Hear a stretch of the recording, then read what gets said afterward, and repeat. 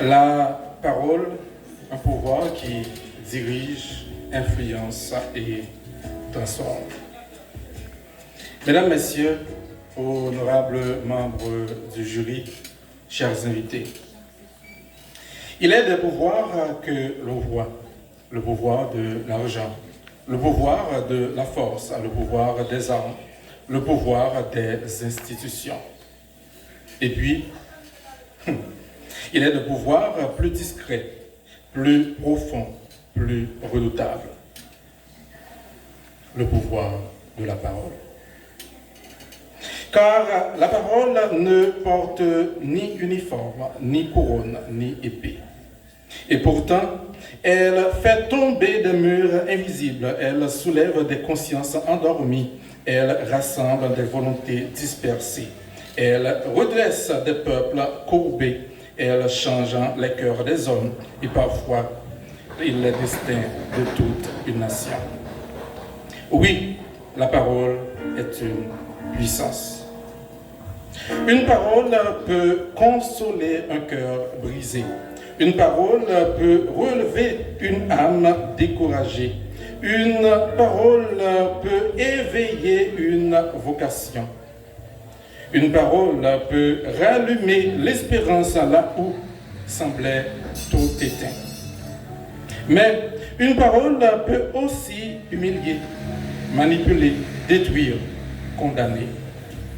Voilà pourquoi parler n'est pas un simple acte banal. Parler, c'est agir, orienter et choisir ce que l'on sème dans l'esprit, dans les cœurs, dans les sociétés. Et c'est précisément pour cela que la parole est l'un des plus grands outils de leadership. On croit souvent que le leader est celui qui commande. Je crois, pour ma part, que le leader est d'abord celui qui sait éclairer. On croit que le leader est celui qui impose. Je crois que le leader est surtout celui qui inspire. On croit que le leader est celui qui se fait obéir. Je crois que le leader est celui qui donne aux autres une raison de se lever. Car diriger, ce n'est pas écraser. Diriger, ce n'est pas dominer. Diriger, ce n'est pas faire ce que l'on veut. Diriger, c'est donner une direction, une vision. Diriger, c'est aussi donner du courage à ceux qui doutent. Diriger, c'est donner de la force à ceux qui tremblent. Diriger, c'est donner de la dignité à ceux qui ont la vie courbée. Et comment? Comment un leader accompagne-t-il cela? Mais bien sûr, par la parole.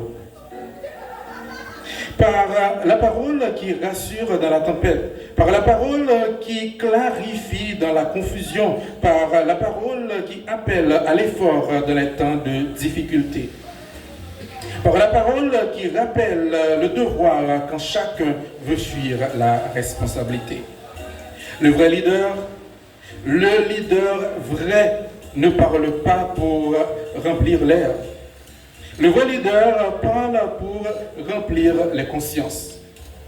Il ne parle pas pour se faire admirer. Le vrai leader parle pour faire grandir. Il ne parle pas pour se mettre au centre. Le vrai leader parle pour mettre une cause, une mission, un idéal au centre. Voilà la noblesse de la parole de leadership. Elle ne se contente pas de produire du son, elle produit du sens. Mais la parole ne fait pas seulement naître le leadership. Elle engendre aussi l'influence. Et qu'est-ce que influencer? Sinon toucher l'intérieur de l'autre au point que l'on arrive à modifier sa manière de voir, de penser, de choisir et d'agir. Influencer, ce n'est pas manipuler, ce n'est pas séduire pour dominer, ce n'est pas flatter pour obtenir. Influencer, c'est éveiller. Influencer, c'est élever. Influencer, c'est transmettre une conviction si forte, si juste, si vivante qu'elle devient contagieuse.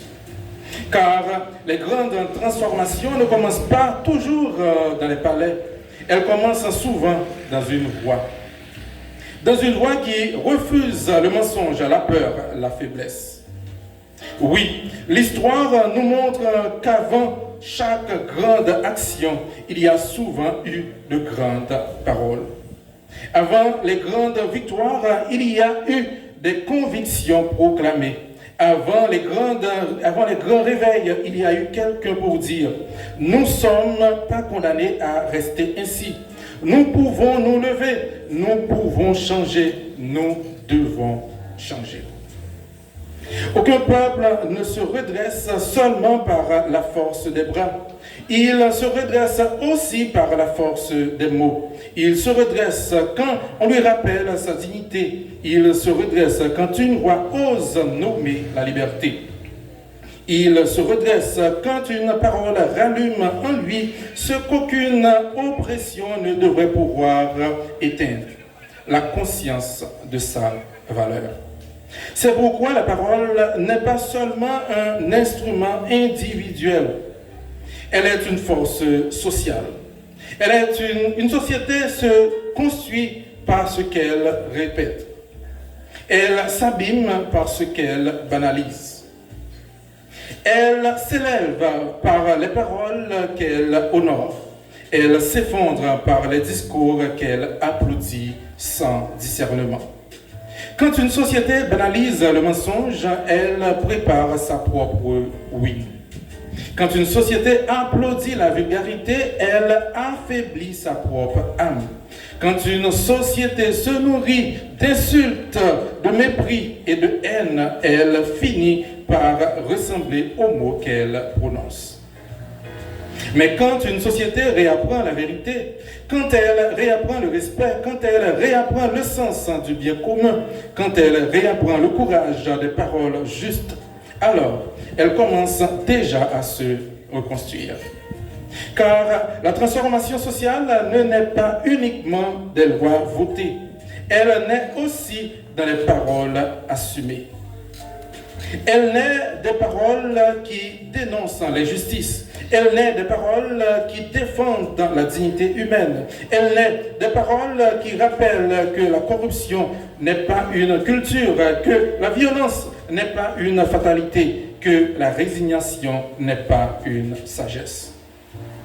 Il faut des bâtisseurs de routes, oui. Il faut des bâtisseurs d'écoles, oui. Il faut des bâtisseurs d'institutions, oui. Mais avant tout cela, il faut des bâtisseurs de conscience. Et les bâtisseurs de conscience travaillent avec des mots.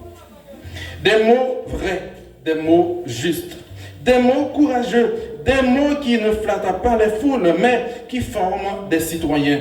Des mots qui ne cherchent pas les faits, mais le relèvement. Des mots qui ne divisent pas pour régner, mais qui rassemblent pour construire. Voilà pourquoi la parole est un immense privilège, mais aussi une immense responsabilité. Car celui qui parle pour guérir et peut aussi blesser. Celui qui parle peut unir et peut aussi fracturer. Celui qui parle peut éclairer ou tromper.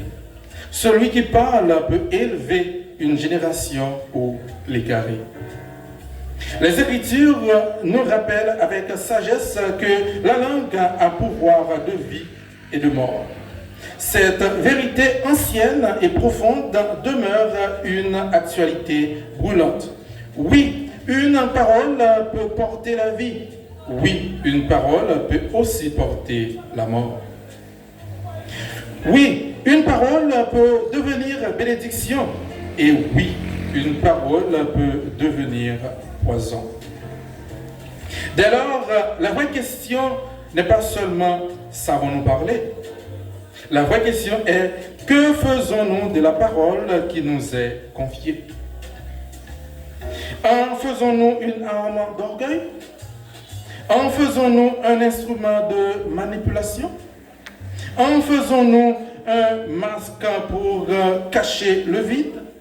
Ou en faisons-nous un levier de vérité, de justice, de service et de transformation? Mesdames, Messieurs, notre époque n'a pas besoin de plus de bruit.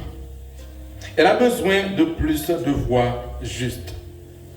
Elle n'a pas besoin de plus de paroles vides. Elle a besoin de paroles habitées. Elle n'a pas besoin de discours qui séduisent en un instant. Elle a besoin de paroles qui relèvent durablement. Elle n'a pas besoin d'orateurs qui impressionnent. Elle a besoin de conscience qui éclaire. Alors, parlons, oui. Mais parlons pour relever. Parlons pour rassembler. Parlons pour réveiller. Parlons pour transmettre une vision. Parlons pour défendre la dignité. Parlons pour appeler à la responsabilité. Parlons pour faire naître le courage là où règne la peur. Parlons pour faire naître l'espérance là où s'installe la nuit. Et j'irai plus loin pour dire que la parole n'est pas seulement ce que nous disons, elle est déjà ce que nous faisons advenir. Alors, que nos paroles ne soient ni faibles, ni lâches, ni vides. Qu'elles soient droites, dignes, courageuses, porteuses d'avenir. Et lorsque la parole dit vrai, lorsqu'une parole appelle juste, lorsqu'une parole élève au lieu d'abaisser, alors cette parole devient plus qu'un son, plus qu'une phrase, plus qu'un discours. Elle devient une force, elle devient un flambeau, elle devient un destin en marche. Je vous remercie.